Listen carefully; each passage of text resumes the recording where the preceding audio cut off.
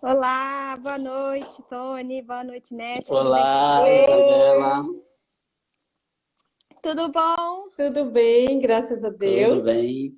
Que família Fala bonita, oi que para Tudo bom bom? você. Fala Isabela. oi, Isabela. Tudo jóia? Tudo jóia? Tudo. Ele não está ouvindo, nós estamos Fala com. tudo? Alexander, né? Tudo. É, Então É, tá bom. Que família que bonita, que bom. bom estar todos aqui. Vocês estão me ouvindo bem? Muito bem. estamos. E você? Aqui. Estou te ouvindo bem também, vendo também com boa qualidade. Tivemos um pequeno Que atraso aqui para começar. O Instagram não estava faz querendo deixar parte. eu começar uma live, mas agora começamos, graças a Deus. Tony, Que Nete, eu bom. estava aqui contando para o pessoal, antes de vocês chegarem, sobre as várias frentes de trabalho que vocês realizam aí em Guiné-Bissau. É bastante coisa, mas bênção.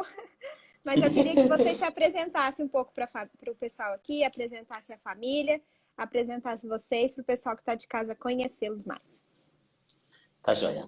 Boa noite, Isabela. Boa noite a todos que estão participando dessa live. É muito bom, é uma alegria estar com vocês nesta noite e poder compartilhar um pouquinho daquilo que Deus tem feito através das nossas vidas aqui na Guiné-Bissau, onde nós estamos. E, como a Isabela falou, eu sou o Tony, conhecido formalmente como Reverendo Antônio, mas Tony para o pessoal. Eu sou do Presbitério de Brasília, PBSA, e estou servindo a Deus em Guiné-Bissau desde 2006. Desde 2006 vim para cá solteiro, né? E aqui encontrei a minha amada, a Nete. Na verdade, reencontrei. É uma longa história. Reencontrei ela aqui. E é isso. Casado com essa mulher que ela vai se apresentar, meu filho Alexander, tá bom? E estamos aqui servindo ao Senhor desde 2006. Que Olá, meu nome é joia! Luzinete. Eu sirvo ao Senhor desde 2003, no campo que estou agora. Depois fui para um outro campo, que seria o Campo Felupe. Já estou aqui há mais ou menos 16 anos, né? Mais velha que eu, no campo missionário transcultural. 16 anos. Mais Vim também para o Campo experiente. Solteira. Nem tanto. Ah, Vim também para o Campo Solteira, o que é uma bênção servir ao Senhor solteira. Para mim foi uma experiência maravilhosa servir ao Senhor, tanto solteira quanto casada. Sou casada com o pastor Antônio Xavier, Tony, mas todo mundo me conhece mais como Nete. Pode me chamar de Nete. isso. Eu sou de João Pessoa, Paraíba, né? Um E bom eu sou de paraibano. Ilhéus, Bahia. O meu filho, Joia. infelizmente, não é paraibano, é baiano, né? Nem todo mundo... Nem sempre as coisas saem do jeito que a gente quer. É que ele não consegue entender que o Brasil começou na Bahia. Todo brasileiro é baiano. Tá joia. Ok. Casal, e já que vocês até já começaram contando um pouquinho aí sobre como a história de vocês se cruzaram aí no campo, então conta um Isso. pouquinho para o pessoal isso, como que foi a trajetória missionária de vocês até vocês chegarem ao campo onde vocês estão hoje, o chamado, como desenvolver e também a história de vocês, com certeza, que o pessoal gosta de saber. A história vai dar outra live. Vai você primeiro. Tá bem? Ok. Tem algum telefone aqui perturbando um pouco? Momentinho Então, só. deixa eu Alex. começar a minha trajetória missionária. Eu entendi a minha vocação quando eu era adolescente ainda. Então, eu sempre quis servir ao Senhor e fazer minha vida valer a pena. Ainda com 17 anos, eu iniciei o vestibular naquela época, não tinha Enem. E eu busquei em Deus, através de jejum, oração, o que Deus desejava para a minha vida. E apareceu um folder nas minhas mãos, de uma forma inusitada, da Raio de Luz do Betel Brasileiro, dizendo: Deus precisa de missionários pedagogos. Então, esse folder contava da dificuldade dos tradutores em alfabetizar o povo na língua em que eles estavam traduzindo a Bíblia. Então, eu falei a Deus: eu quero ser essa pedagoga. Então, eu me inscrevi na faculdade, eu sou formada em pedagogia pela Universidade Estadual de Santa Cruz, em Ilhéus, Bahia. Fiz 4 anos de faculdade. Logo depois, a minha igreja entendeu a minha vocação me enviou para o Instituto Bíblico Betel Brasileiro, na Paraíba. Lá também fiz mais 4 anos de bacharel em teologia. Voltei para a minha igreja, tive uma prática mais ou menos de 4 meses, e a igreja me abençoou para eu vir fazer um estágio em Guiné-Bissau. Nesse povo que eu estou hoje, eu fiz um estágio de 9 meses. E eu fiquei trabalhando na área de discipulado, no Ministério Infantil e na evangelização. E também na área de educação, porque a escola precisava de um pedagogo. E aproveitando todo esse trabalho, eu ainda fui professora de filhos de missionários. Depois eu voltei para o Brasil, entendi que precisava saber mais um pouco sobre a língua, fiz a ALEM, a Associação Linguística Evangélica Missionária ALEM, aí em Brasília, e fiquei mais um ano trabalhando na Missão AMID como coordenadora de ensino do Seminário Teológico, e entendi que a minha vida não era numa sala de aula, nem num escritório, eu precisava voltar para o campo. E aí eu vim até o campo FELUP, trabalhei com o povo FELUP, discipulado, evangelismo, treinamento de liderança, treinamento de professores, apoio à escola, e logo depois eu vim, conheci o Tony, reencontrei o Tony, entendi que era de Deus o nosso relacionamento. Foi muita oração. Foi difícil. Entendi que era de Deus o relacionamento, conversamos, a igreja nos apoiou, voltamos para o Brasil, nos casamos e voltamos agora juntos para o campo que estamos hoje trabalhando. Eu fui para o seminário não com a intenção de ser missionário transcultural. Entendia muito bem o papel da igreja, o papel de um crente como missionário, mas fui fazer o seminário para ser um pastor de igreja local no Brasil. É tanto que lá no seminário eu encontrei a Nete, Betel brasileira, em João Pessoa, e lá, no final, ela estava no 4º ano, eu estava no 2º ano, e nos apaixonamos, namoramos por 3 meses, mais ou menos, mas como ela entendia que a direção de Deus para a vida dela era o trabalho transcultural, e eu, o trabalho na igreja local, então a gente disse, você segue o seu caminho, eu sigo o meu e tudo bem. Vamos servir ao Senhor. Vamos servir ao Senhor. Sendo que o seminário onde eu estudei tinha uma ênfase muito forte na área de missões, missiologia, e eu levei isso no coração para a igreja. E quando eu cheguei na igreja, eu fui trabalhar com os jovens, e o desejo era justamente levar os jovens a entender essa necessidade de se envolverem com a obra missionária. E foi bênção, trabalhei cerca de 1 ano, quase 2 anos. Depois eu entendi que Deus, de fato, estava me direcionando para o campo transcultural. Como eu gosto de trabalhar com as línguas originais e trabalhar com o grego principalmente, e sabia da grande necessidade do trabalho de tradutores na obra missionária, existia naquele tempo, e ainda existe, aquela ênfase da missão além, da visão 2025, de levantar tradutores para todas as línguas. Então eu fui trabalhado com essa visão e me apaixonei pelo trabalho de tradução e segui para além também fazer a formação linguística. Foi um tempo de Deus, eu não sabia para onde ir ainda, eu fui fazer o curso, não sabia com quem trabalhar, onde trabalhar, não tinha nenhuma direção certa, clara na minha mente. De fato, eu tinha um sonho de ir lá para o Chad, para o coração da África, lá onde o calor os 12 meses do ano. Mas quando cheguei na Além, já no finalzinho do curso, Deus ministrou ao meu coração a necessidade de me envolver com o povo soninquê. Eu não sabia da dificuldade que era trabalhar com esse povo. Até porque se eu soubesse, talvez eu não teria abraçado. Mas como Deus sempre vai nos dando o entendimento aos poucos da sua vontade, para uns ele diz logo tudo que quer, mas para outros ele vai mostrando aos poucos. Então, aí trabalhei com a igreja, falei desse desafio, levantei os recursos para o projeto, para o sustento pessoal e fui como solteiro para o campo. E lá fiquei 2 anos.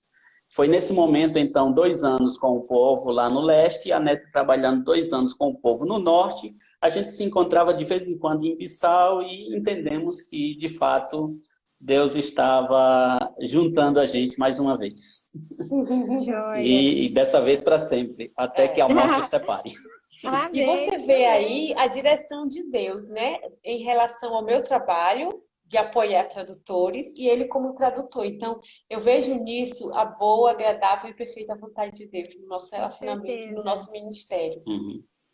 Glória a Deus. Como é que vocês assim falam um pouco sobre o trabalho missionário solteiro, né? De ir para o campo solteiro e desenvolver, porque muitas pessoas às vezes não gostam, né? Ou têm um receio, têm um medo de trabalhar solteira no campo. E como é que foi isso para vocês, né? Já que vocês trabalharam tanto solteiros e agora como um casal também.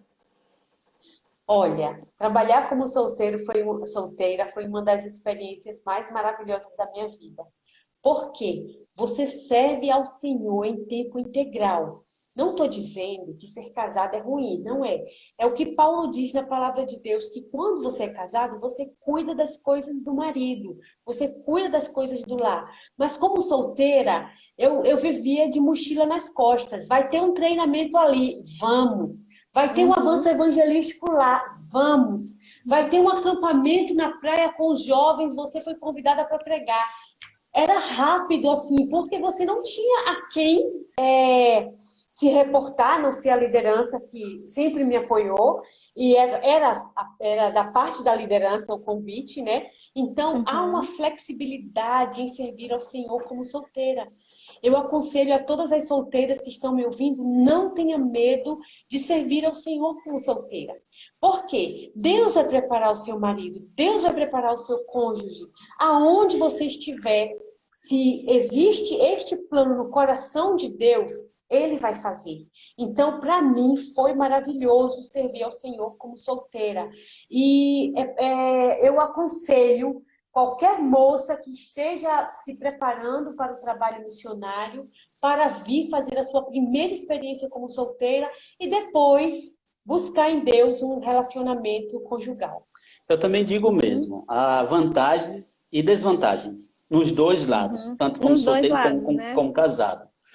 Porque quando você está casado, você tem companheirismo, você tem com quem conversar e tudo.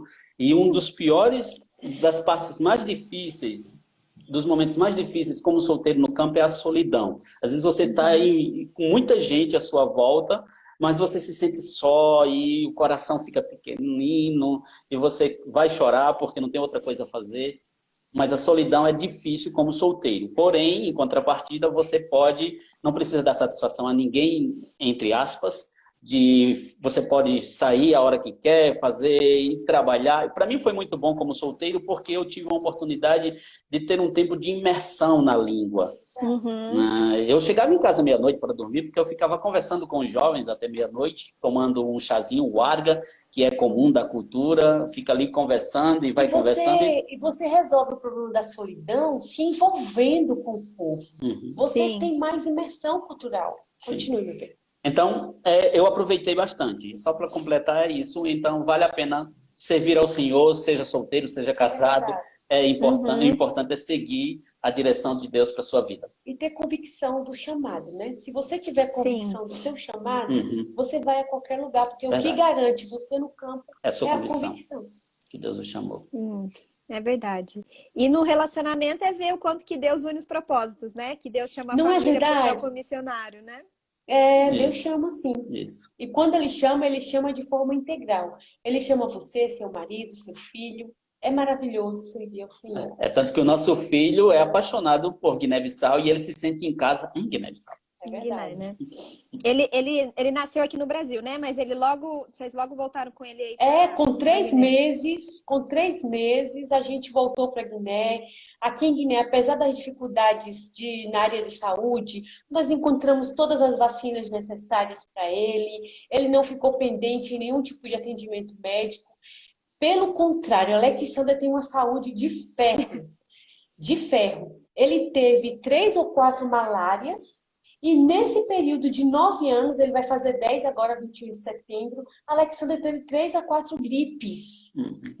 Fora isso, Deus tem preservado a saúde dele. Esse lado da malária ele puxou do pai, porque eu também só tive 3 ou 4 em 14 anos. Enquanto a Nete já teve mais de 20, que ela perdeu as contas durante esse tempo. É porque a malária não é um bicho de 7 cabeças. A malária é como se fosse uma gripe. Vou falar igual o presidente Bolsonaro. É uma gripezinha. É uma gripezinha. A primeira te derruba. Parece que você vai morrer. Mas depois o seu corpo adquire anticorpos, seu corpo se adapta e você segue em frente. Assim, um dos tipos da malária, porque são 4 tipos, mas tem uma que é fatal. A que mais me afetou é a malária falcípora. É a mais leve. Não, é a pior. É a pior, né? É a pior. A mais leve é a Vivax e a outra que se chama malária também. Mas a falcípora, se você tiver uma imunidade baixa, ela sobe para o seu cérebro e você tem uma morte em 24 horas. Mas graças a Deus, a gente sempre está tomando vitaminas, suplementos alimentares, investido em uma boa alimentação. E ela sempre vem como se fosse uma gripe mesmo. Tranquilo. E a adaptação de vocês também foi tranquilo aí no campo? Olha, como solteiro foi um pouco mais difícil, porque foi o primeiro momento, conhecendo a cultura. Então, são perspectivas diferentes. Tanto do povo como a nossa, e quer queira, quer não, a gente se sente afetado, e aí vem o choque cultural, que isso aí é inevitável para qualquer pessoa no campo transcultural. Esse choque. O que me machucava muito era a hostilidade do povo em relação ao evangelho. Trabalhando no contexto islâmico, eles não querem saber, e eles se diziam salvos, ou melhor, aqueles que conhecem a Deus. Porém, eu precisava conhecer a Deus. Então, isso me machucou bastante. Essa adaptação em relação à religião deles foi um tanto difícil. Mas, em relação a comer com a mão, sentar em uma roda, numa mesma tigela, a se vestir como eles, a tentar participar da vida, do dia a dia do povo, isso aí foi tranquilo. Mas, mesmo assim, existia uma coisa ou outra que parte da cosmovisão do povo, que de certa forma me deixava intrigado e pensativo e às vezes até um pouco revoltado, querendo mudar as coisas, né, na minha força, mas as coisas não são assim, tem que ser com calma e com paciência. Sim, na força do Senhor. Olha, como solteira, teve uma coisa que eu omiti na minha experiência. Foi isso que o Tony falou. Seria bom vir para o campo sempre em dupla, como Jesus mesmo ensinou. Eu vim sozinha, então eu sou de uma família grande, de 14 filhos, somos 9 mulheres e 5 homens. E quando eu me vi no campo solteira, morando numa casa, era muito difícil ter que cozinhar somente para uma pessoa. Então eu comia muita bobagem. Era muito difícil não ter ninguém para conversar, para orar junto, para compartilhar uma palavra. Então eu me via muitas vezes pegando aqueles CDs da IPN e fazendo o meu culto. Então eu colocava um coral para cantar e eu dizia, hoje a gente tem coral, hoje tem o pastor Obedes pregando. Aí, às vezes eu me via meio birutinha.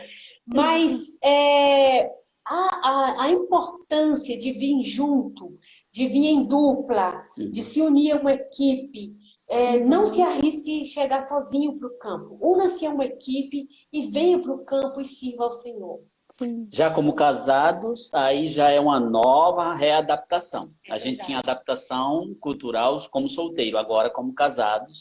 Então já é diferente, eu já tenho um certo limite. Para me aproximar das meninas jovens, já tem um certo limite para estar em casa, tem um horário para voltar para casa, porque um homem casado não fica perambulando pela noite na aldeia, até meia-noite, né? Então, aí foi uma nova readaptação. E bênção estar casado e estamos bem adaptados. Há 14 anos agora, né? 12 como casados, 14 eu no total, e a NET 16. Nós, como casados, 12 anos. Sim. A PNT até mesmo tem essa política, né, de enviar pessoas assim, que estão indo sozinhos, onde já tem um casal ou uma equipe, né? Não tanto pela preocupação, pelo cuidado, né, pela segurança, e também porque vai ter ali uma equipe para te receber e para te ensinar um pouco o caminho das pedras, né? É verdade. Já te ensinar o que um pouco ali do povo, né, e das considerações ali da cultura. É verdade. E falando também um pouco de cultura, conta pra gente também como é o povo guienense, como é a cultura do país, para a gente conhecer um pouco mais. Guiné-Bissau é um país, eu creio que a maioria sabe, é bem pequeno, tanto que não é tão conhecido aí no Brasil, para algumas igrejas, algumas pessoas não conhecem, só conhecem Guiné-Bissau quando relacionamos com o Senegal, que é mais conhecido. Mas é um país pequeno, com mais de 30 etnias. Hoje nós não temos todas as etnias com as suas ramificações catalogadas ainda, mas são mais de 30 etnias. A língua oficial é o português, porém pouco falado, mais falado na capital, mas nas aldeias não tanto. O crioulo é a língua falada, cerca de 90% dos guineenses falam crioulo. Crioulo português. É o crioulo do português, né? É um crioulo portuguesa. É uma língua que nasceu na tentativa dos colonos em se comunicar com os nativos, né? Que aí surge o que chama pidim, do pidim passa para um crioulo. E hoje é uma língua, é a língua materna, uma língua das línguas maternas da Guiné-Bissau. Nós temos cada povo com a sua cultura, e essas culturas são influenciadas, as minoritárias pelas majoritárias, né, que sempre tem, como no nosso caso, nós trabalhamos com um povo pequeno aqui na Guiné-Bissau, onde moramos, e em volta nós temos um povo com uma população maior, que é o povo Fula. Aí já esse povo termina dominando linguística e culturalmente esse outro povo. Então, o que é bom porque aquele minoritário termina falando a língua do majoritário também. Então, aqui não existe ninguém monolíngue. Todos são multilíngues, né? Então, falam bastante línguas. Só que aí esse majoritário não consegue aprender a língua do minoritário. Essa que tem uma população maior não consegue aprender porque não se vê na necessidade. Aqui, essa questão linguística é muito pela necessidade. Então, nós temos essa diversidade cultural, linguística e religiosa. A religião do país, mais de 50% é islâmica no país. Nós temos cerca de 45% de animistas, né, religião tradicional da Guiné-Bissau, que é naquela cultura afro que nós conhecemos, baseada na manifestação dos espíritos, na invocação e na manifestação do sobrenatural também, que eles buscam muito isso. É o animismo, entre aspas.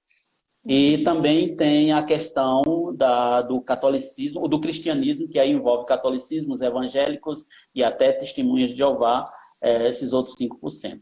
Mas evangélicos, nós podemos dizer que menos de 2% da população é considerada evangélica. Porém, a igreja tem crescido bastante. Então, a religião também tem esse grande desafio.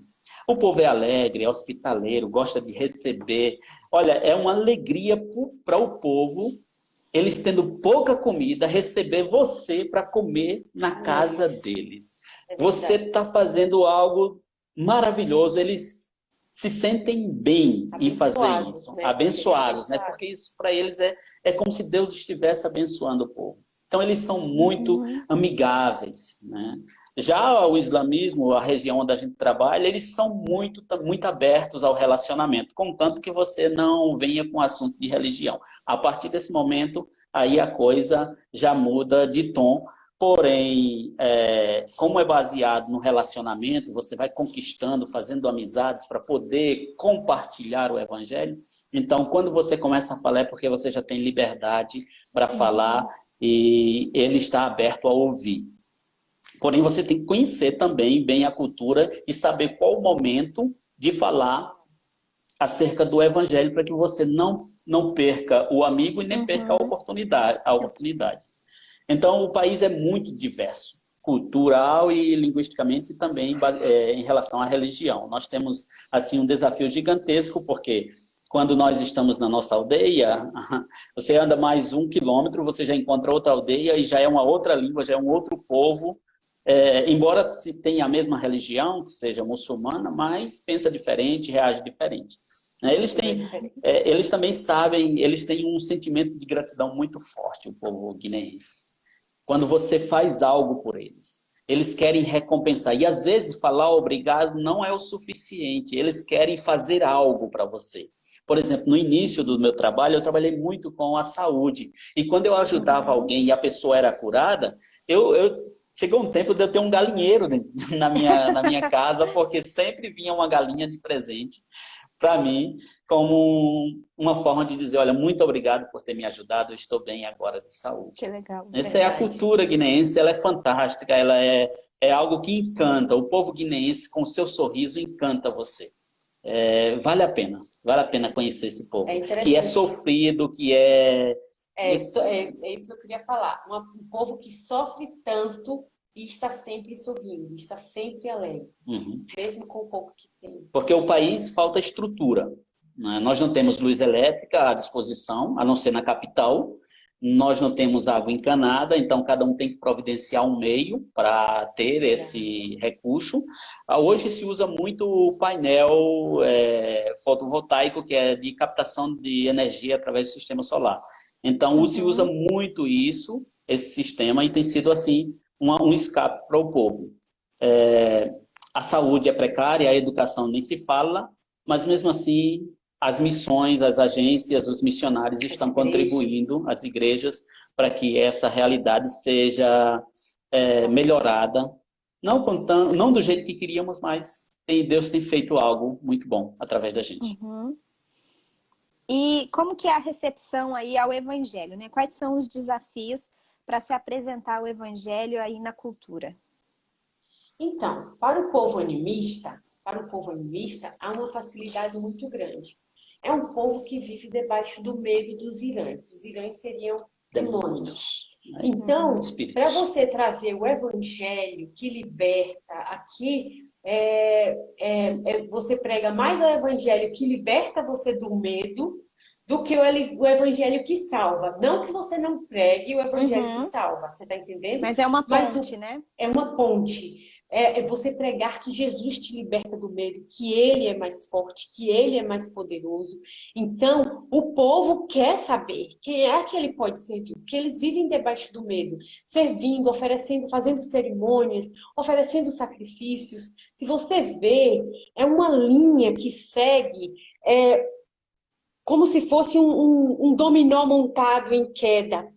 É um dependendo do outro. Se eu fico doente dos meus olhos, é porque os irãs que intermediam os olhos estão furiosos com você. Aí você tem que oferecer sacrifício aos irãs dos olhos. Se não choveu, é porque os irãs que controlam a chuva estão chateados. Você tem que oferecer sacrifício. Então, para eles, há uma receptividade muito grande do evangelho. Já no islamismo é mais difícil. Quando eu cheguei no povo soniquê, para falar de Jesus era muito difícil, porque eles diziam assim, eu já sou salvo. Já conheço a Deus. Eu já conheço a Deus, eu oro 5 vezes por dia, eu sei quem é Allah. Então, você precisa, o Tony estava outro dia falando, e eu achei muito especial, que você, para pregar para o islâmico, você tem que garimpar pepitas para você conseguir falar do evangelho. Então, a dificuldade é muito grande falar para o povo islâmico, mas para o povo animista, para o povo católico, eles são muito receptivos ao evangelho. A oportunidade de compartilhar o evangelho entre os muçulmanos é como uma pepita de ouro. E é sempre muito bom e sempre dá resultados. Porque quando você tem a oportunidade é porque, de fato, esse momento é especial. Então, temos muitas dificuldades. Porém, nós compartilhamos sempre, no nosso caso, eu trabalho com os homens, com crianças também. As crianças, tanto o Ned como eu, trabalhamos com elas. Porém, quando se trata dos mais velhos e dos jovens, aí eu fico com os homens e Ned com as mulheres. E temos uma equipe que está envolvida no nosso trabalho, que também trabalha com as mulheres, com os homens. E tem sido, assim, uma oportunidade. porém não é fácil compartilhar o evangelho aqui, e Deus tem nos dado graça. E por isso nós estamos trabalhando com a tradução da Bíblia, que a gente vai falar daqui a pouco, que isso é uma estratégia de Deus para compartilhar o evangelho. E eu até queria que vocês falassem um pouco sobre as frentes de trabalho de vocês, né? Eu contei um pouquinho no começo, mas para você explicar para o pessoal, assim, todas as frentes de trabalho, vocês trabalham em equipe, né? Tem uma equipe que apoia vocês também. Então, quais são essas frentes de trabalho? Ok. No nosso caso, nós trabalhamos em 4 áreas. Tradução da Bíblia, plantação de igreja, educação e saúde. Né? Toda a equipe. Porque sozinhos não podíamos fazer tudo isso. Então, eu trabalho na tradução da Bíblia, tem uma outra missionária brasileira, de Curitiba, que trabalha conosco, é a Beth Vince, e uma equipe de nativos. Nós estamos trabalhando na tradução da Bíblia para que eles possam entender, de fato, a mensagem do Evangelho. Porque para esse povo, você pode falar de Deus e eles aceitarem completamente a sua mensagem, porque você pode falar em crioulo, eles vão entender, vão balançar a cabeça que estão entendendo, concordando e tudo, ou aceitando ou não, porém, de fato, para eles ainda não é uma verdade que mexe com o seu coração. A que mexe com o seu coração, para eles, a verdade de Deus pode ser em 2 línguas. Uma que eles não entendem completamente, que é o árabe, porque é a língua da religião, e a outra é a língua do povo mesmo, nesse caso, o povo soninquê. Então, por isso aceitamos esse desafio de trabalhar com esse dialeto. O soninquê é um grupo grande, com mais de 2 milhões de falantes em todo o mundo. O soninquê são mais de 16 países onde os soninquês estão. E tem o soninquê da Guiné-Bissau, que também abraça outros países aqui por perto. E nós estamos trabalhando voltado para esse povo especificamente, com o objetivo de que eles compreendam a mensagem do Evangelho. E é interessante que eles, de fato, entendem de uma forma diferenciada quando a mesma mensagem, você fala em crioulo e a mesma mensagem você fala na língua, a resposta é outra. Você vê o entusiasmo e a vontade de ouvir. Embora você esteja falando de Jesus, mas eles querem ouvir até o final para entender e receber ou questionar ou fazer alguma coisa em relação àquilo que eles estão ouvindo. E por isso nós estamos trabalhando. Hoje nós temos o livro de Gênesis traduzido e impresso, os 4 evangelhos e o livro de Atos também traduzidos e impressos, e já em uso na nossa escola, na aldeia, em momentos em que a gente está conversando com o povo, a gente pega o livrinho e lê com eles. E agora estamos trabalhando nas cartas paulinas e já terminamos 1ª e 2ª Pedro e também 1ª, 2ª e 3ª João. E falta ainda 2 cartas paulinas, que é Romanos e 2ª Coríntios, que aí é mais difíceis, mas a gente já está trabalhando nisso. Então, digamos que já temos 70% do Novo Testamento pronto na língua do povo. Então, nosso objetivo é terminar e logo depois transformar em áudio, para que eles possam também, os mais velhos que não podem ler, possam entender a mensagem do Evangelho, a mensagem de Jesus. Na área de educação, eu trabalho com a Mônica e trabalho com a Beth também. Elas me dão apoio, porque no momento são 2 escolas funcionando. A Escola Presbiteriana da Serração, que vai da 1ª até a 4ª classe, e a Escola Primária Cintia Samuel, que vai da alfabetização até a 6ª classe. Então, como o Tony mesmo disse, nessas escolas eles trabalham com um plano unificado do governo, do Ministério de Educação. O sistema de ensino aqui é muito fraco. Então, nós mesclamos na nossa escola, para fortalecer os meninos, um ensino que vem do Brasil, juntamente com o ensino daqui de Guiné-Bissau, e eles nos abençoam para que a gente faça isso, porque quanto mais você investe na criança, melhor. Durante o tempo de aula, a gente tem de 10 a 20 minutos de trabalho bíblico com as crianças. Todos os dias. Todos os dias. A gente trabalha com o ensino cronológico da Bíblia. Então, essas crianças, eu me lembro de um conselho do pastor Obedes, ele dizia, invista nas crianças na evangelização. porque essas crianças estão ouvindo do Evangelho, essas crianças estão recebendo da parte de Deus e a gente vai mudar essa geração que está vindo. É difícil alcançar a geração mais velha, mais idosa da nossa aldeia, mas as crianças, os adolescentes que estão sendo expostos ao Evangelho, eles têm uma concepção diferente de Deus e do cristianismo. Então, isso é feito tanto na escola presbiteriana da Serração, quanto na escola primária Cintia Samba. E nós queremos abrir uma terceira escola, se for da vontade de Deus. Já temos a estrutura pronta, as salas prontas, as carteiras. A gente começou com reforço escolar, mas nós temos desafios muito grandes, que é na área financeira, que seria pagar esses professores para que eles possam ensinar as crianças nessa escola. Então, a gente tem orado, colocado diante de Deus, e nós sabemos que o Deus que nos envia é o Deus que provê, é o Deus que supre, e Ele vai fazer todas as coisas. Essa escola é na Igreja Presbiteriana de Pirada.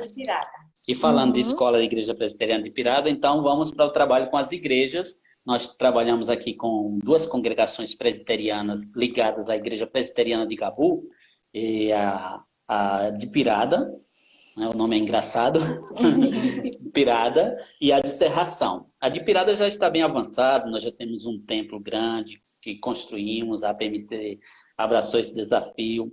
Já colocamos lá também uma pequena cooperativa para sustento da igreja, sustento do pastor, que já temos um pastor lá com sua família, trabalhando no local. Então temos uma estrutura boa em Pirada e o nosso sonho é que logo em breve a gente possa organizar como igreja. Mas ainda falta muita coisa, muito trabalho na parte da liderança e precisamos melhorar. E agora, depois da pandemia, a gente não sabe como vão ficar as coisas, né? Então, haverá uma reavaliação de todo esse trabalho e das metas, pelo menos a questão de prazos que nós estipulamos, temos que reavaliar isso agora, depois dessa pandemia. Graças a Deus, estamos já no 4º domingo que voltamos aos trabalhos presenciais, então já estamos tendo cultos aos domingos e durante a semana também. Então essa igreja está bem, graças a Deus, e também estamos trabalhando em Serração. Já é um trabalho mais difícil, um contexto totalmente envolvido por outras aldeias muçulmanas, porém essa aldeia onde está é uma aldeia mesclada, tem muçulmanos, animistas e agora os evangélicos que estão lá também. E lá tinha uma madeireira que atraía as pessoas para morarem nessa aldeia, porém a madeireira fechou. E aí aqueles que se converteram estão saindo de lá, indo para outros lugares, permanecem nas igrejas presbiterianas, onde tem a igreja presbiteriana, mas outros estão em outras igrejas também, porém todos estão servindo ao Senhor, isso é o mais importante. Lá é um desafio maior na questão da liderança. Nós estávamos preparando uma pessoa para assumir o trabalho, mas essa pessoa teve um pico de diabetes e terminou amputando parcialmente um dos pés, e aí teve que sair do lugar, teve que morar na cidade. E nós estamos trabalhando com outro casal que está lá na intenção de transformá-los em líderes daquele lugar. Esses são os desafios da questão da igreja que nós estamos trabalhando. Mas é uma igreja que tem crescido, não tem crescido assim como se fosse, como em outros campos que nós trabalhamos, campos animistas, que crescia rapidamente, não cresce assim rapidamente num contexto muçulmano, porém, aqueles que se convertem são pessoas realmente que tomaram uma decisão firme, consciente de servir a Jesus, né? A gente tem várias experiências que nós podemos compartilhar, mas o tempo não dá para acerca do trabalho aqui, de conversões que mexe com o nosso coração e que faz a gente permanecer nesse campo, porque o trabalho, sim, tem dado seu fruto para a glória de Deus. Na área da saúde, a gente tem 2 enfermeiros. A Mônica Quintana e o Kiss Madiac. Eles são casaram recentemente, e eles nos dão apoio nessa frente de trabalho que era da saúde. A gente tem um pequeno posto de venda de medicamento. Esses medicamentos são vendidos a preço de custo. E eles, como enfermeiros, eles acompanham a saúde da aldeia. Nós temos mais de 15 aldeias ao redor da aldeia onde nós trabalhamos e nós damos assistência a essas pessoas. Quando elas estão doentes, nós dispomos de um carro que pode ajudá-las a chegar até a cidade mais próxima para receber atendimento médico. Quando é algo mais simples, a gente tem uma clínica em Candiúfa. Então, esse trabalho é realizado tanto pelos missionários quanto por nós, porque na questão de transportar o doente, é quem estiver mais descansado, que é muita coisa para fazer. Então, às vezes vai o Tony, às vezes vai a Mônica, às vezes vai a Beth. Então, a gente faz esse trabalho mesclado. A nossa equipe, para a glória de Deus, é muito unida, muito gostosa de trabalhar. Todo mundo muito envolvido em servir ao Senhor, em fazer a obra do Senhor. E isso tem sido bênção para as nossas vidas. Uhum. Que joia. Então, é isso aí. E vocês falaram um pouquinho aí do desafio do sustento na parte de educação, né, com os professores. Qual seria um valor mensal para manter os professores aí na escola? Hoje, um professor, como nós trabalhamos no contexto de aldeia, e nós precisamos chamar o professor e dar ele uma morada, uma casa para que ele possa ficar todo o tempo lá. E aí, nesse caso, nós precisamos fornecer para ele um pouco mais de trabalho para que ele tenha mais recursos. Então, cada professor trabalha em 2 períodos e hoje, praticamente, cada professor ganha de 70 a 80 mil francos CFA, que isso seria, hoje, por causa da alta do dólar, R$800 por professor, para sustentar um professor. E nós precisamos, em cada escola, pelo menos 3 professores só. Sim. E vocês também, os professores são nativos aí ou são voluntários? Sim. Também? São professores que vêm do Brasil? Nativos e crentes. Nós trabalhamos com professores nativos e crentes, porque quando nós não estamos, eles precisam dar seguimento ao trabalho de evangelização, que nem sempre a gente está no campo e a gente às vezes precisa sair de um lugar para outro. E aí precisamos dessas pessoas para dar assistência. Certo. E em todas essas frentes de trabalho que vocês têm aí, vocês recebem voluntários? Recebemos. Sim. Como funciona essa parte de voluntariado aí com vocês? Geralmente no mês de janeiro é quando aparece uma equipe do Brasil. Às vezes nós fazemos um link com o Projeto Educando, que é do Rogério e Fabiana. Eles nos apoiam também. Às vezes, quando tem alguém aqui que a gente pode ceder para eles, ou eles têm alguém que pode ceder para a gente, a equipe da PMT assim, aqui é bem entrosada e termina compartilhando as bênçãos. Nós procuramos fazer assim. E sempre apoiando o trabalho um do outro naquilo que dá para apoiar. Então, nós recebemos, sim, pessoas, elas vêm, ficam 15 dias, já recebemos até para 3 meses, ficaram conosco. Às vezes para apoiar na área da educação, da evangelização, trabalhar com as mulheres, na área da saúde. Tem o Levi também. Tem o Levi também, o Levi e a Bruna, que trabalham bem pertinho da gente. É uma bênção. E a gente sempre está compartilhando também os nossos voluntários. Então, quem quiser participar como voluntário, é só entrar em contato. Conosco. Se tem uma equipe sendo formada, a gente faz um link com essa outra equipe para que ela não venha sozinha, essa pessoa.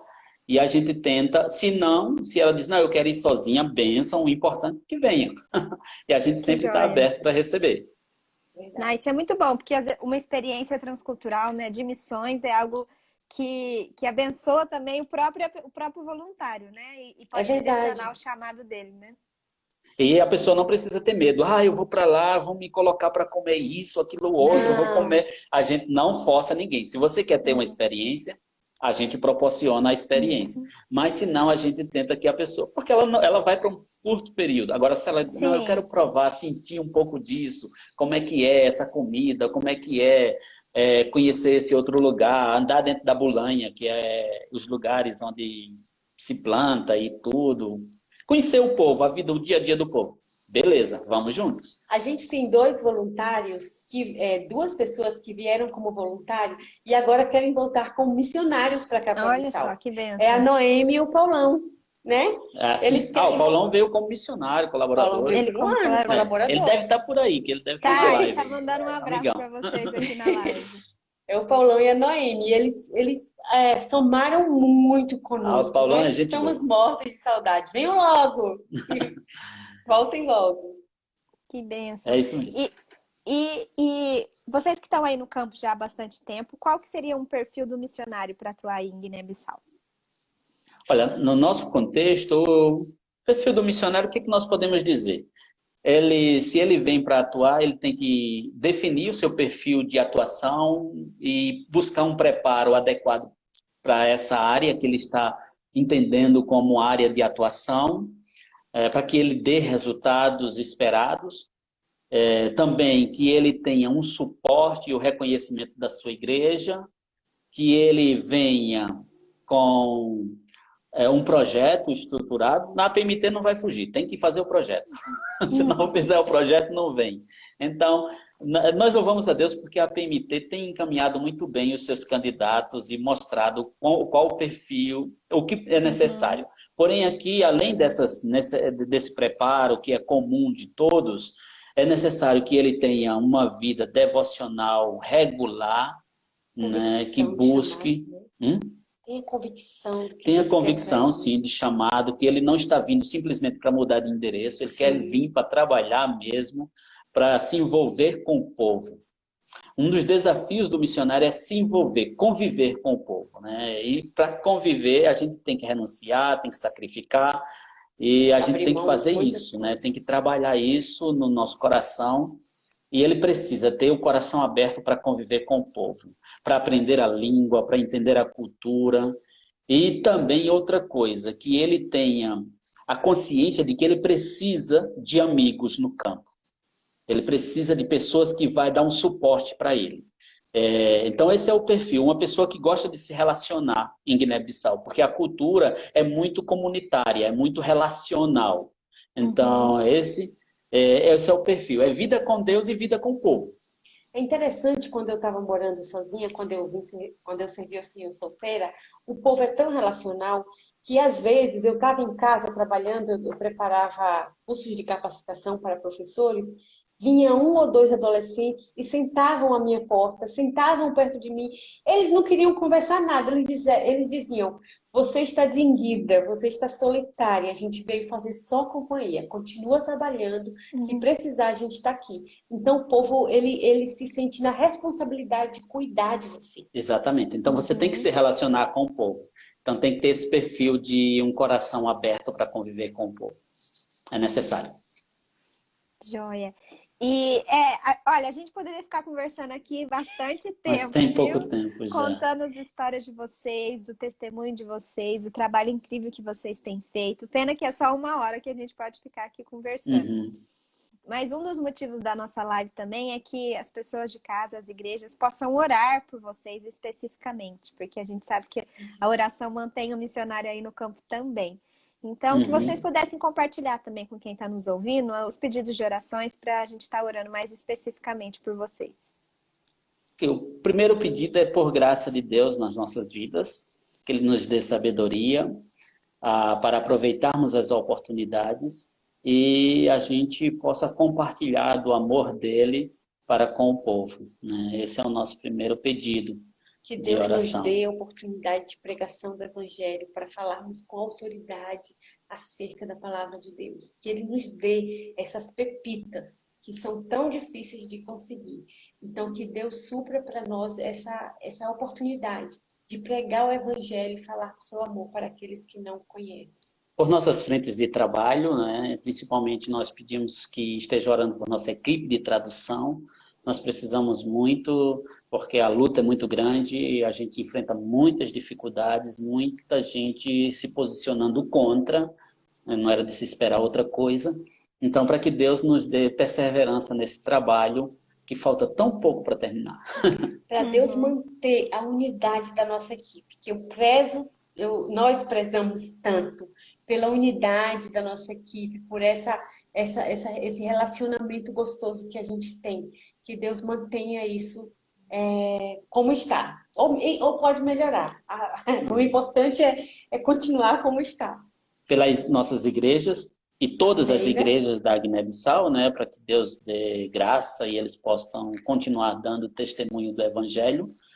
E, em especial, nesse período de crise que todos nós estamos vivendo, a igreja não tinha condições de enfrentar essa pandemia, porque não tem os recursos que nós temos no Brasil de fazer uma transmissão online e abençoar os irmãos. Porém, fizeram de uma forma ou de outra, através de mensagens e visitas, rádio. Então, funcionou de alguma forma com o povo aqui. E também, nesse momento, nós estamos num período de chuvas e a malária castiga bastante o povo, que não tem uma alimentação tão forte, e aí, quando chega a malária, derruba muita gente. A malária castiga mais do que o coronavírus. É verdade, aqui sim. Essa é a realidade nossa. E são esses. Pode falar. Pela nossa família, para que Deus nos abençoe, continuando nos dando unidade, fortalecimento espiritual, para que a gente não negligencie o nosso devocional, o nosso tempo com Deus, que apesar de tantas atividades, não caiamos no ativismo e busquemos sempre a presença do Senhor. Orem por isso. Verdade. Queridos. Como é que as igrejas também aqui no Brasil podem fazer parte do projeto de vocês, podem se envolver mais com tudo isso que vocês têm feito aí em Guiné-Bissau? Nós usamos como de costume, né, que existem 3 formas da igreja estar envolvida. Em oração, né, colocando diante de Deus as nossas vidas, é muito importante. Pode participar também financeiramente desse desafio que nós temos aqui, que são muitos, em especial agora, porque o dólar está nos castigando, né? Nos roubou mais de 40% do sustento, essa alta do dólar. Também sendo voluntários, enviando voluntários, participando com encorajamento, escrevendo, se envolvendo através das redes sociais, através do WhatsApp, conversando com a gente, nos animando. Isso é a forma que a igreja pode participar. E também nos recebendo quando a gente for no Brasil. Uma coisa muito boa que a IPN faz, ela envia para a gente CDs, mensagens. Antes enviava a revista Ultimato, era muito interessante e importante para nós. Mas a PMT continua enviando. A PMT continua enviando Alcance, né? E a Ultimato. A Ultimato também. Tô desatualizada. Ei, cadê as revistas? Estão em casa. Então, eu gosto muito de ler. Então, que Deus abençoe as igrejas que têm investido no apoio dos missionários no campo, no nosso apoio espiritual. Isso é muito importante. E eu quero agradecer à PMT por enviar sempre a gente perdeu o José João, né? Mas ele era um amor de pessoa. Eu faço menção dele com muita dor. De cuidado com os missionários, né? O pastor dos missionários que estão no campo, né? Gente, ele era uma pessoa. Inclusive, hoje estava vendo as fotos e encontrei várias fotos com ele. Choro não. Não, eu também fico sempre emocionada quando a gente fala dele. Ele era muito especial. Nós conhecemos ele no estágio, então foram 15 dias convivendo com ele, e aí depois ele seguiu os nossos passos e sempre mandando uma notinha, procurando saber como a gente estava, então era muito especial ele com a gente. Que Deus abençoe a Sueli, né? A Sueli e seus filhos. Pois Amém. Queridos, vocês são muito queridos, que tá todo mundo aqui comentando nos comentários aqui o quanto vocês são bênção, uma família aqui muito querida. Inclusive, eles até queriam saber se o Alex já foi dormir, que queriam ver ele de novo. Alex, vem aqui. Alex, vem cá. A tia o pessoal quer te ver de novo. Eu vou tirar então o fone para que ele possa ouvir. Tá, joia. Vem cá, Alex. Pronto. Aqui um monte de... Esse é o Alex. Tudo bom, Alex? Um monte de gente aqui na internet querendo ver você. Manda um abraço pra galera. Oi, galerinha. Oi, galera. Um abraço. Ele é meio tímido. Mas tá certo. Queridos, e uma mensagem final que vocês queiram deixar aqui para a igreja no Brasil? Tá. Olha, tem uma mensagem que eu sempre gosto e me acompanha, e eu fiquei feliz quando esse ano a PMT escreveu dizendo que também era esse versículo como o versículo tema, né, de 1 Coríntios, capítulo 9, versículo 23, né? 23. Só que eu vou ler agora diferente para você. Ela é em Saraculê. Inda que sunhando ribarilnina. Sababungá, mitakeningoleketi. Vamos falar junto? Tudo faço por causa do Evangelho, com o fim de me tornar cooperador com ele. As versões, né? As muitas versões. Então, a mensagem que nós queremos deixar é essa para todos que estão nos ouvindo, que esse desejo de se envolver com a obra missionária, que esse fazer tudo pelo Evangelho, e o Evangelho é Cristo, seja o nosso respirar de cada dia. Tudo o que estamos fazendo venha promover a glória de Deus e o anúncio do seu Evangelho entre todos os povos. Então, meu desejo é esse, que a igreja esteja nutrida e envolvida com o Evangelho, para que ela, a igreja, possa estar fazendo esse tudo e se sentir parte deste Evangelho, se sentir um cooperador deste Evangelho, um ajudador deste Evangelho, porque de fato nós somos cooperadores, né? A obra, a missão é de Deus e Ele nos convida. E que privilégio é ser convidado pelo Senhor para fazer parte dessa obra maravilhosa, de anunciar a sua glória, de anunciar o seu nome, de falar do amor de Deus e a alegria também de ver uma vida sendo transformada. Eu não sei quantos minutos eu tenho, eu podia contar um testemunho rapidinho. A gente tem 3 minutos. Acho que dá. Eu tive o privilégio e a alegria de ver uma jovem se entregar ao Senhor Jesus. E foi nesse momento que esse versículo ecoou no meu coração. Porque eu vi essa jovem chegar para mim e dizer: Tony, eu gosto do... E eu entendi, o meu coração palpitou e eu logo, como era uma menina, eu levei para a net, a gente orou, conversou com ela, explicou as consequências por ela ser muçulmana. E aí eu disse: olha, eu sei que seus pais não vão entender, então você não precisa agora de imediato já estar falando, anunciando. Então tenha cuidado para que você não venha sofrer por causa da sua decisão. Nós vamos acompanhar você e no tempo certo as coisas vão acontecer. Ela disse: tá bom, nós oramos por ela, ela foi para casa, mas ali ela já rompeu completamente com a antiga religião, ela já não quis mais saber de nada. E ela já não ia mais para os momentos de oração deles lá, e a família começou a perceber que tinha algo errado, e começou a perseguir ela para saber onde ela estava indo. Ela sempre estava indo para os nossos cultos, e ela começou a dar testemunho, e chegou ao ponto de dizer que não era mais muçulmana, e que era agora seguidora de Jesus. Então essa jovem tomou uma decisão por Jesus, e ela passou a dar testemunho de que, de fato, ela agora era cristã, seguidora de Jesus, não queria mais saber nada do islamismo. A família resolveu tirá-la da escola porque ela estava aprendendo de Jesus na escola, e aí ela não podia continuar lá porque ela estava se esquecendo daquilo que os pais ensinaram. Eles disseram para mim que iam tirar ela da escola porque ela tinha surtado. Exatamente. E eu fui conversar com a mãe dela e disse: eu sei o que está acontecendo com ela. Ela não ficou louca. E se ela tivesse louca, a gente sabe trabalhar com os loucos também. Aí expliquei para ela, ela aceitou que a criança voltasse para a escola. Porém, a perseguição ficou mais acirrada.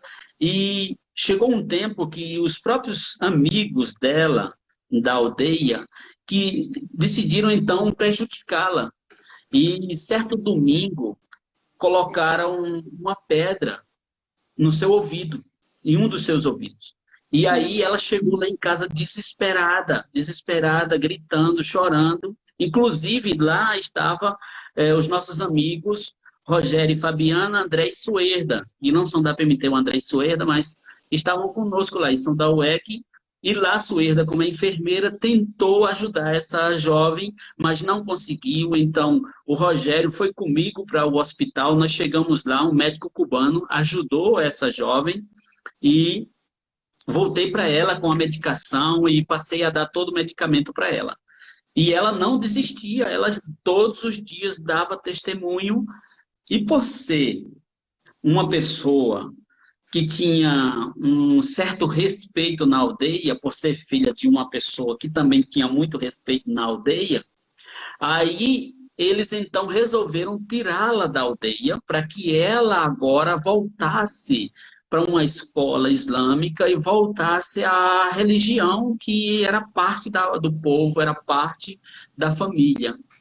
E quando eu soube disso, eu fiquei sabendo para onde ela ia, em que bairro ela ia estar na capital. Eu disse, olha, já você vai para esse lugar, lá perto deste lugar tem uma igreja evangélica, visita essa igreja, tá? Não era presbiteriana, mas era uma igreja evangélica que iria dar continuidade aos ensinos que nós estávamos dando, da palavra de Deus.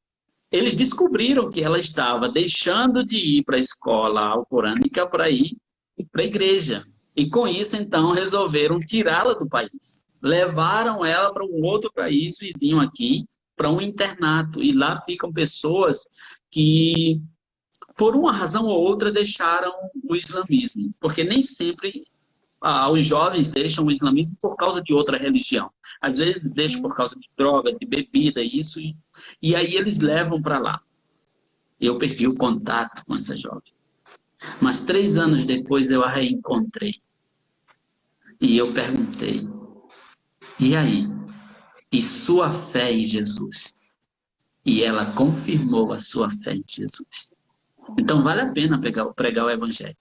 Porque você vê uma jovem que está disposta a enfrentar tudo, a ser surrada todos os dias, a chorar, a deixar de comer, porque a família não permite que ela sente na mesma tigela com ela, com os outros. Várias vezes ela foi almoçar lá em casa. Várias vezes. Disseram que ela não ia comer enquanto ela não fizesse a oração islâmica. É uma frase só, né? Que eles dizem antes da comida, que é similar.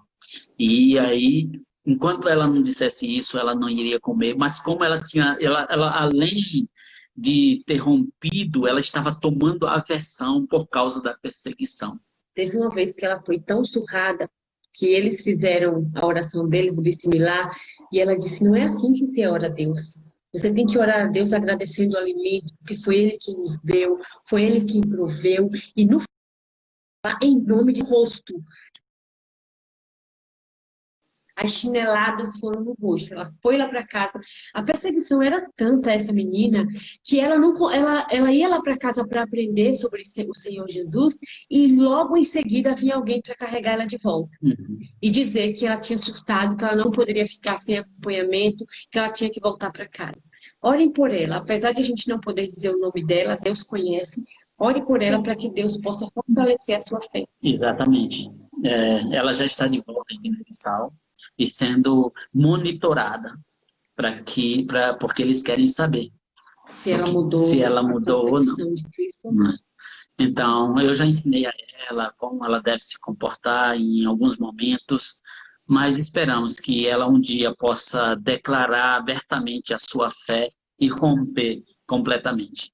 Talvez ela logo em breve seja dada a casamento, porque aqui não existe esse casamento livre da mulher casar com quem ela quer, ela casa com quem os pais querem. Então, logo em breve ela vai se casar e a gente também vai tentar acompanhar para ver de que forma podemos ajudar. E são muitos outros testemunhos que a gente vê Deus agindo, Deus fazendo, né, transformando vidas, e por isso vale a pena se envolver com o Evangelho e dizer, tudo faço por causa do Evangelho, com o fim de me tornar cooperador com ele. O apóstolo Paulo, nesse momento, ele disse, eu me envolvo com os judeus, com os gentios, com os fracos, com todos, de todos os modos, com o fim de ganhar alguns. Antes desse texto, ele diz essas palavras, e então nós podemos sim nos envolvermos com o trabalho missionário, fazendo aí onde você está, porque você tem que ser bênção onde você está, e fazendo longe também. Você pode não ir a um campo missionário, mas você pode orar, pode investir, pode sustentar um missionário, e assim você está fazendo a obra do Senhor, assim você está também alcançando aquele povo, porque é um trabalho que envolve o todo, né? Como disse o Senhor Jesus, e sereis minhas testemunhas em Jerusalém, Judeia, Samaria e até os confins da terra. Então, o trabalho é o todo. Amém. Que Deus abençoe vocês. Amém. Que Deus abençoe muito vocês também. Continue sustentando, Amém. capacitando vocês para esse ministério tão bonito. em todas essas frentes de trabalho, para que continue chegando esses testemunhos tão impactantes, né, de conversão do agir de Deus. Muito obrigada, viu, queridos? Que Deus abençoe vocês. Deus abençoe. Uhum. Deus abençoe vocês também.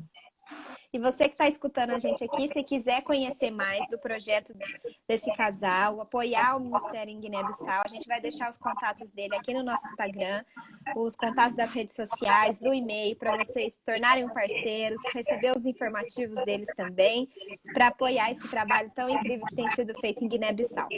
Queridos, uma boa noite, que Deus abençoe vocês aí, viu? Boa noite, Deus abençoe vocês. Bom Então, demais estar com vocês. É Boa sempre noite a muito todos. bom. Valeu, Paulão.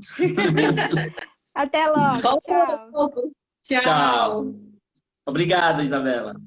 Um prazer.